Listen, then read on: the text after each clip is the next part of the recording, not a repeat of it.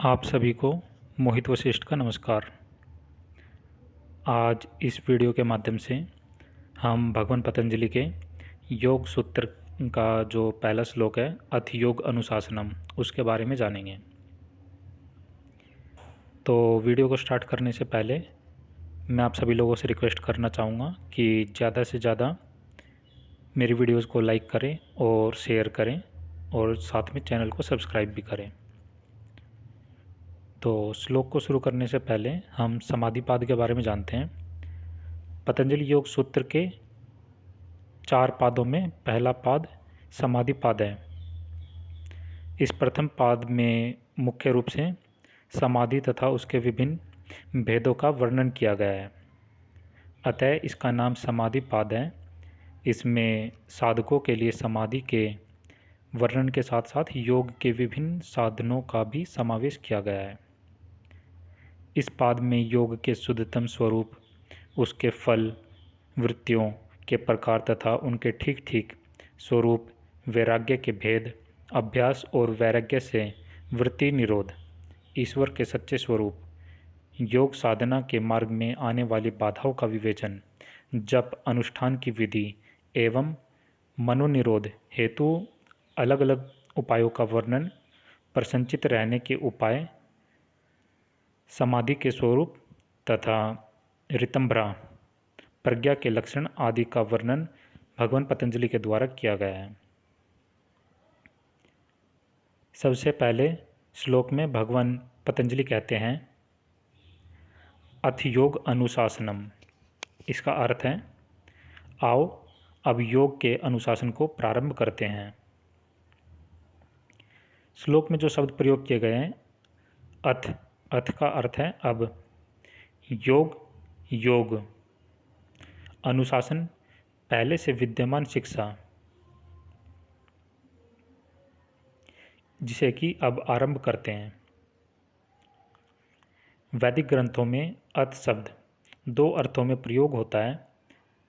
प्रथम मंगलाचरण के लिए और दूसरा ग्रंथ में प्रवेश से पूर्व किए गए साधन चतुष्टय के लिए। जब साधक साधन चतुष्टय की साधना कर चुका होता है या कर रहा होता है, अर्थात ग्रंथ को समझने के लिए आवश्यक प्रवृत्ति विशेष धारण कर चुका होता है, तब सूत्र कहता है कि अब योग के अनुशासन को प्रारंभ करते हैं। सामान्य बोलचाल की भाषा में जब भी हम अब शब्द का प्रयोग करते हैं तो उसका सीधा अर्थ होता है कि अभी तक ऐसा हो चुका है, अब आगे नहीं हो करना, अथवा कुछ विशेष तैयारियां हो चुकी हैं, अब हम आगे बढ़ते हैं, अब हम चलते हैं। ये उसकी उदाहरण है।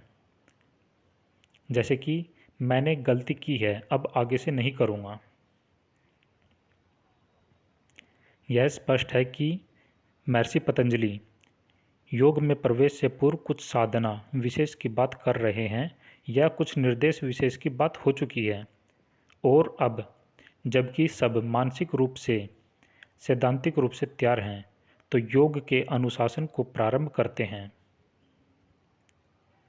भौतिक जगत में भी देखा जाता है कि यदि आप किसी विषय में उदाहरण के तौर पर एमए करना चाहते हैं तो आपके पास पहले से बीए की डिग्री होनी चाहिए, तभी आप एमए में प्रवेश पाने के अधिकारी होंगे।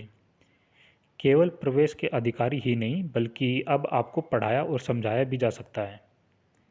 ऐसे ही योग भी जीवन के कालक्रम में एक प्रवेश की प्रक्रिया है और इसमें प्रवेश वे ही पा सकेंगे जो योग्यता रखते हैं। अब योग के अनुशासन में प्रवेश करने की योग्यता क्या है, इसको समझना होगा हमें।